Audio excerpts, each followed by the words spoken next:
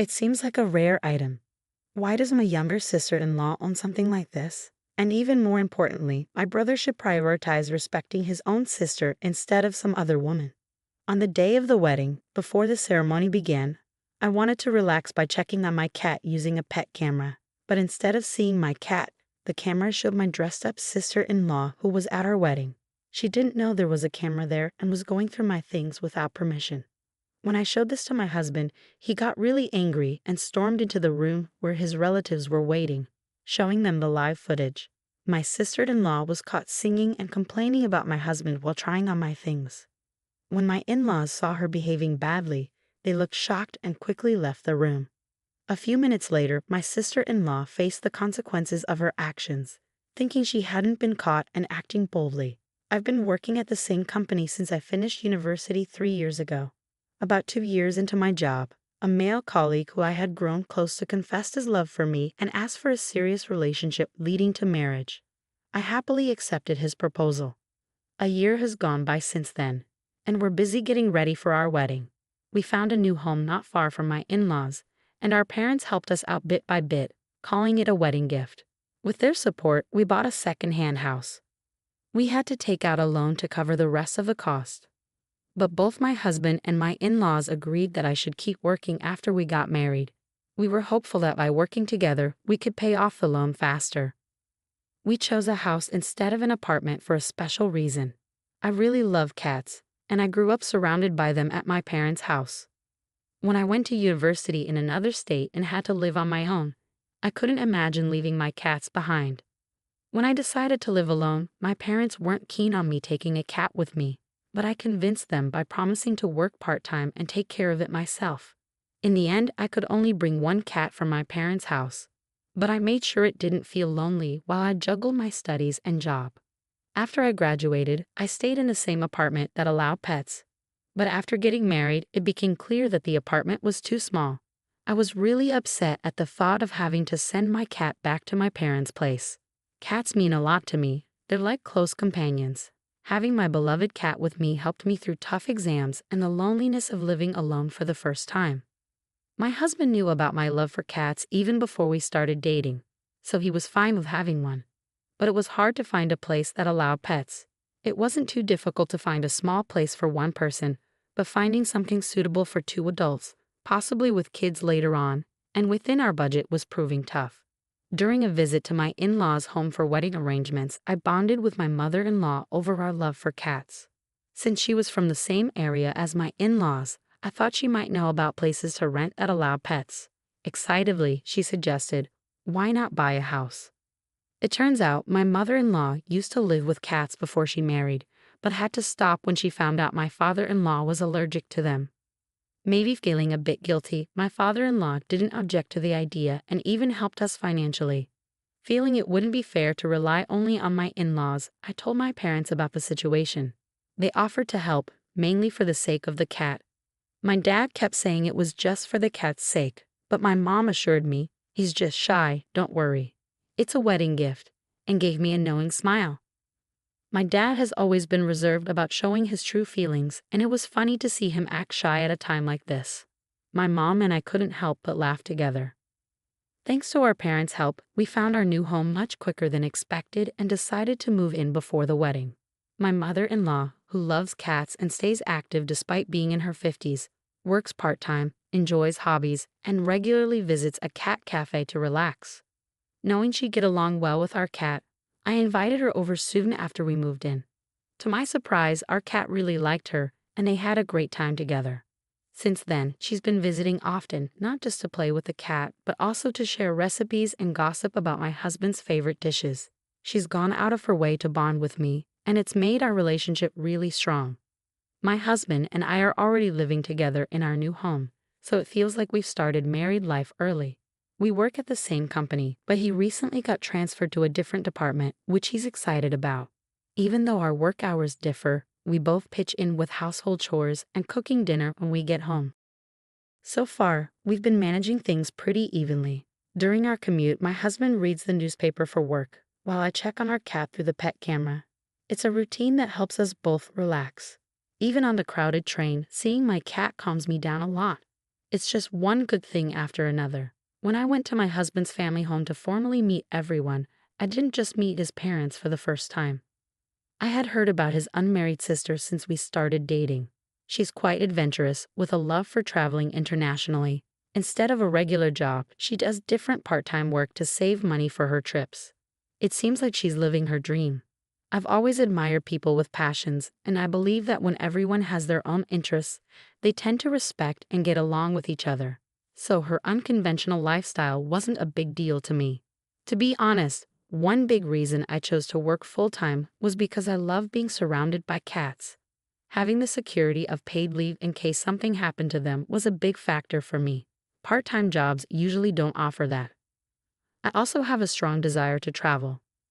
When I lived at home, I went on a few international trips with my family. Exploring new places is always exciting, and I thought I'd get along well with my sister-in-law. However, my husband had a lot of complaints about her. He told me how she caused him trouble, like spending his money without permission or dipping into the savings he worked hard to build up from his own part-time job. Thinking his piggy bank was an easy target. He even had to get his own bank account set up by his parents, but she still somehow managed to access it without his consent. He used simple pins back then, which made it easy for her to take advantage. He felt like he was being robbed. He was really upset, maybe because he was remembering those emotions, as she also had a habit of using and damaging his belongings without asking. Their relationship seemed strained. My husband's story sounded truthful and not exaggerated. But I didn't want to pick sides and ruin my relationship with my sister-in-law before it even began. While I listened to my husband, I made a mental note to stay neutral. The sister-in-law I met was nothing like the way my husband described her. She was completely different. As we all sat down for dinner with the in-laws, she opened up about her hobbies and was really easy to talk to. Despite the tension with my husband, I felt like we could get along, especially as women. She's in her early 30s but has a really positive outlook on life, probably because of her carefree lifestyle. However, I couldn't shake the feeling that maybe she was putting on an act. Was she being cautious around me, or was she exaggerating her carefree persona out of consideration? That's what I wondered. But as the evening went on and we all shared warm conversation, my in-laws officially welcomed us into the family with words of encouragement. My mother-in-law, drawing from her own experience, mentioned how tough it can be to balance work and household chores. She encouraged us to support each other. My husband, who had decided to support my career, confidently said he could handle the household chores, having learned from his mother. She seemed a bit worried and told us not to hesitate to ask for help if we needed it. With those words, the meet and greet for our wedding ended on a positive note. Things took a turn for the worse when my sister-in-law, unaware of the atmosphere, piped up, "With both of you working, you'll be swimming in money, right? Saving up for a rainy day, huh? If I end up single and old, you'll take care of me with that savings, won't you? So if I never marry, you've got my back." Her suggestion was that we should live off my husband's salary alone and save my entire paycheck so that if she never got married and grew old, we use that money to support her. I was shocked. It took me a moment to process what she had said, and I was speechless. But my husband understood immediately. "Are you serious? Why should we worry about your retirement when you've chosen not to plan for it?" He snapped back. He made it clear that her disrespectful comment was not our responsibility and firmly told her off. The in-laws were too taken aback to brush off her remark and asked her to leave the room, apologizing to us for her rudeness. After this incident, I made a conscious effort to avoid any interaction with my sister-in-law. While I believe everyone has the right to choose their own path in life, asking someone you barely know to take care of you in your old age is unreasonable, especially considering what my husband had told me about how she used his money and earnings from his part-time jobs without permission. I felt like she was now eyeing my income. She seemed too eager to rely on us for support, and I couldn't bring myself to warm up to her. She completely disregarded my attempts to build a relationship and get along. Even as she claimed it was just a joke to lighten the mood, it wasn't funny. She came across as immature and unable to gauge the situation. Despite her outburst, I made plans to visit my in-laws' home when I knew she would be out working part-time. So from our first meeting until the day of our wedding, I never saw her again until the very end. My husband didn't want his sister to attend the wedding, and I understood his reasons. We didn't want any disruptive behavior on our special day. However, I worried about what she might do if she felt excluded, so I convinced my husband that it would be better to have her there under someone's supervision. He reluctantly agreed. I also felt anxious about her behavior in front of my parents, relatives, and friends. The in-laws assured us they would keep a close eye on her, so I had to trust them. But my sister-in-law still managed to cause chaos with her outrageous actions. It wasn't just about us anymore. She had dragged the in-laws and all the relatives into the situation. As my husband and I arrived at the wedding venue and got ready in our separate dressing rooms, he surprised me by coming into mine. He looked dashing in his light-colored vest and morning suit, while I wore a beautiful white wedding dress that was a bit tricky to move around in on my own. I didn't want to ask him to stay with me out of loneliness, especially since he had to greet his work colleagues, so I was thrilled when he came to visit. The time before the wedding ceremony was a nice distraction for me. It wasn't just about passing the time. It had become a comforting routine. I'd check on our cat through the pet camera and feel warm and fuzzy when my husband joined me. Just as I was about to check the camera on my phone, my husband walked in. He had grown quite fond of our cat since we got one. "Do you want to wash together?" I asked, and he said yes. It seemed like he was more focused on adjusting to his morning suit than anything else. Taking advantage of his kindness, I opened the pet camera app. But instead of seeing our beloved cat, I saw my sister-in-law. We had received a message from my mother-in-law while we were on our way to the venue. She mentioned that she was bringing my sister-in-law along. We had agreed to keep each other informed to prevent any trouble, and my mother-in-law had assured us that they would be under supervision since they were driving. So why was my sister-in-law here? At that moment, I called out loudly to my husband, still unaware of what was happening. He naively told me I didn't need to shout. But when he saw the live feed from the pet camera, he was speechless. Uncharacteristically, he let out a few expletives, showing just how angry he was. Then he stormed out of the dressing room, and I hurriedly followed him. I kicked off my heels, knowing I might trip in them, and even though it felt undignified, I removed my veil and lifted the hem of my dress to run. My husband went straight to the family's waiting room, wanting to give our out-of-town family a comfortable place to rest. However, instead of the usual waiting room, it was more like a banquet hall, complete with a large screen. When I caught up to him, the whole family was surprised and confused by his actions. He was speaking to his parents, but he was so angry that his words were unclear. Seeing me, he asked for my smartphone. Using it, he projected the live feed from the pet camera onto the big screen and turned up the volume so everyone could hear. At first, the family thought it was some sort of joke or skit, watching my sister-in-law's behavior with disbelief. Some even muttered about how she always did outrageous things. But when she started ranting about my husband while humming, the mood in the room turned tense and uncomfortable. "He's cutting off his own sister. What's wrong with him? Having tea with my sister-in-law isn't a big deal, right? I mean, my sister-in-law has a job, so why should he care?" she said. "Remember when my brother gave his wife that fancy engagement ring and sometimes buys trendy jewelry? I'm sure that was all for me," she muttered, thinking she didn't need those accessories anymore since she was single. My sister-in-law went through my dresser meticulously, even saying she'd sell anything that didn't suit her or looked valuable. I had given my mother-in-law a spare key so she could visit and play with the cat anytime. Knowing this, my sister-in-law, who had been banned from our house, took advantage of my mother-in-law's absence during the wedding to sneak in and search for valuables. When my in-laws realized what had happened, they immediately apologized to me, their faces pale with shock. When we arrived at the venue, my sister-in-law excused herself to use the restroom. Normally, you wouldn't think someone needed to be washed all the way to the restroom, especially if they were brought to a venue. My husband, my in-laws, and I never expected my sister-in-law to do something so extreme as to come to the venue without informing us. Who would have imagined that on the day of her own brother's wedding, she would sneak into our house to steal? My in-laws apologized again, stressing that stopping my sister-in-law's actions was the priority.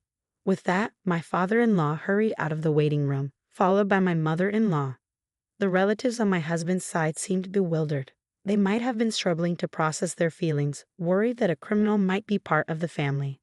Unaware of the relatives' concerns, my sister-in-law found branded accessories in my dresser and tried them on with a satisfied smile. even checking their resale value on her phone. The relatives in the waiting room began to grumble about my sister-in-law's behavior and expressed distrust towards the in-laws who raised her. They questioned her upbringing, suggesting that being unemployed and single past 30 might have led to her actions. Regarding this, I wonder if my husband should apologize. He doesn't care about the relatives' opinions and is focused on making his sister atone for her actions.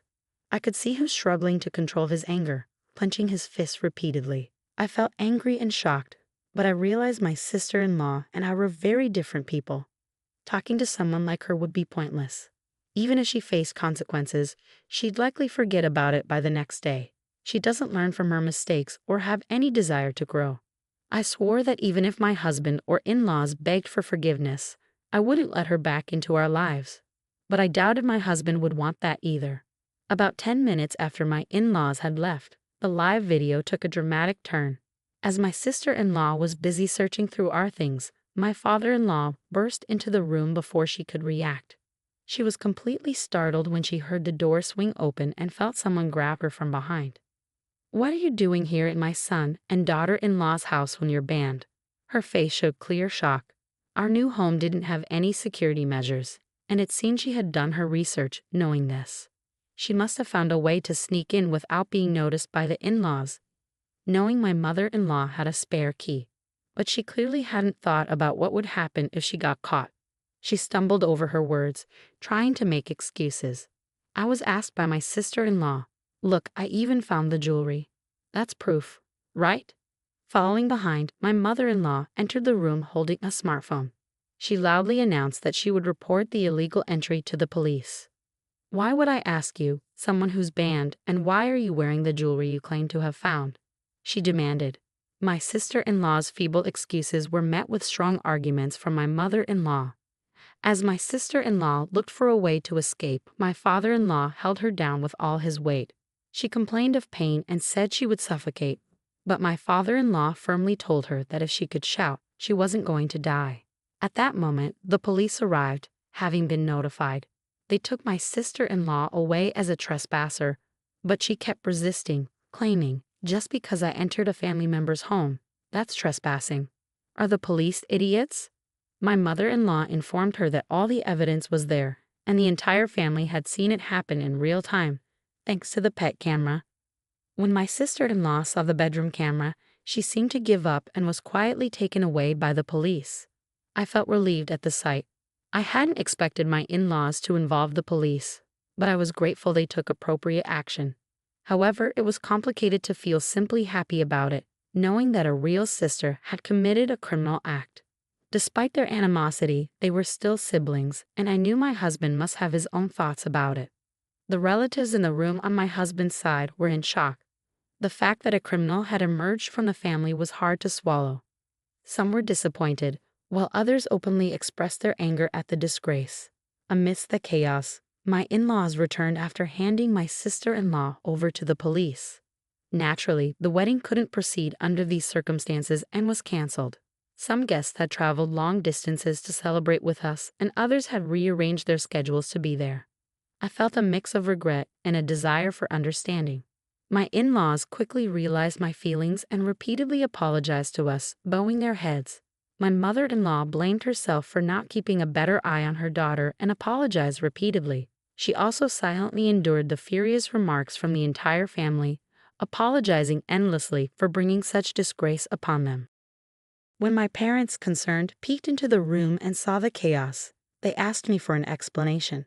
I could have told my parents that my sister-in-law had broken into our new home to steal, but I wasn't sure how much they would believe. However, when my in-laws noticed my parents were there, they came over and apologized to them without explanation. As they revealed what their daughter had done, my parents' expressions grew complicated. My husband knew his sister had issues, but he had no idea she was this foolish. Despite being a victim himself, he, along with his parents, apologized to mine. But neither my parents nor I could simply brush it off, and a heavy, indescribable silence hung in the air. After some thought, my parents said they would leave future decisions up to us.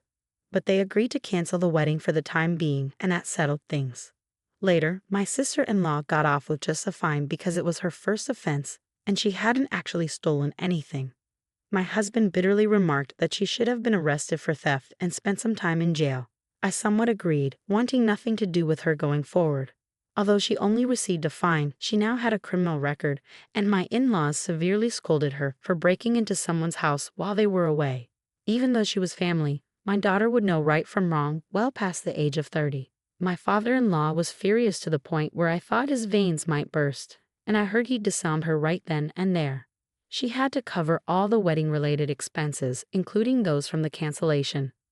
My sister-in-law, who had spent all her part-time job earnings, had to borrow from various lenders to cover the costs.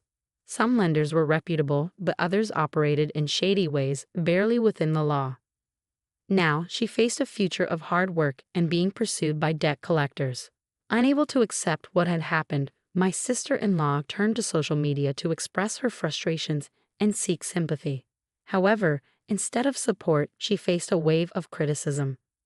Her photo, real name, and criminal record were spread all over the internet, and a simple search would bring up these details. Although she later deleted her posts, someone had saved the logs, ensuring that her rants remained online. Even when she created new social media accounts, she was quickly identified, ensuring that her criminal past continued to haunt her. She lost her previous part-time job because her criminal record could damage the reputation of the company. Additionally, she was fired from other jobs after her coworkers found out about her past. Currently, she's struggling to get by, working physically demanding jobs like construction, and barely managing to make her debt payments. It's nearly impossible for her to resume her hobby of traveling abroad. After everything settled down, we had a small, intimate wedding with just close friends and family. It was a do-it-yourself affair with the help of colleagues and friends.